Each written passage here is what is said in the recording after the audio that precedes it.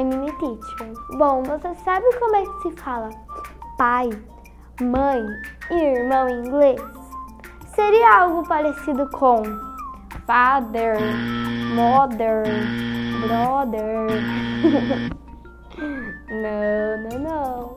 Neste vídeo eu vou ensinar para vocês como se pronuncia essas palavras do jeito certo. Vamos começar fazendo o som do Z, como se fosse uma abelha.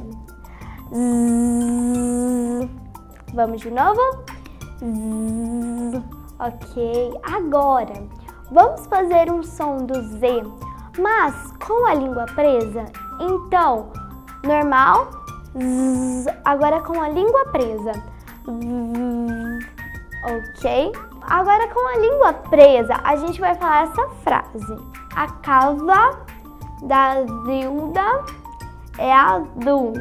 A casa da Zilda é azul. Bom, agora vamos ver o jeito certo de falar essas palavras. Father, mother, brother. Você aprendeu com este vídeo? Espero que sim. Bye, bye!